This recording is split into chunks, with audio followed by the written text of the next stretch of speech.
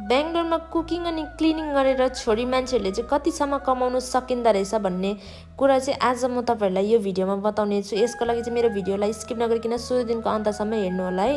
हुन त मान्छेलाई पैसा रुपियाँ कहिले पनि पुग्दैन है, तर पनि यो चिज चाहिँ म तपाईँहरूलाई एक्सप्लेन गर्न चाहन्छु, विदेश अनि आफ्नो इन्डियाभित्रको कुराहरू है। मान्छेले विदेशमा गएर 24 घन्टा गरेर कसैले 30,000 40,000 कमाइरहेको हुन्छ, तर मैले बेङ्गलोरमा चाहिँ देखेको रेस्ट टाइम लिएर पनि, महिनामा 4 छुट्टी लिएर पनि, आफ्नै जग्गामा बसेर पनि मान्छेले 50 60 70,000 कमाइरहेको हुन्छ।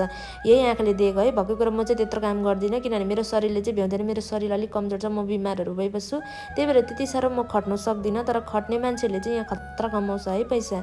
अन्त मलाई चाहिँ लाग्छ गर्नेलाई चाहिँ त्यही, नगर्नेलाई कहीँ न कहीँ भनेको जस्तो लाग्छ है। अन्त यो म चाहिँ अहिले सिटी एरियामा छु नि त। यो एरियामा चाहिँ ठुल्ठुलो अपार्टमेन्ट एरियाहरू छ।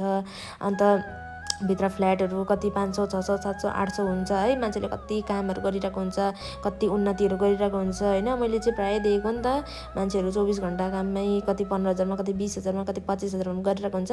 मान्छेले यहाँ महिनामा 4 छुट्टी लिएर दिनमा 3-4 घन्टा रेस्ट गरेर 50 60 70,000 कमाइरहेको हुन्छ। यो त अन्नुनी कुरा हो नि त है साथीहरू। अन्त त्यही भएर चाहिँ यो कुरा तपाईँहरूलाई सेयर गर्नु मन पर्यो है। अन्त तपाईँहरूलाई कस्तो लाग्छ कमेन्ट गर्नु होला।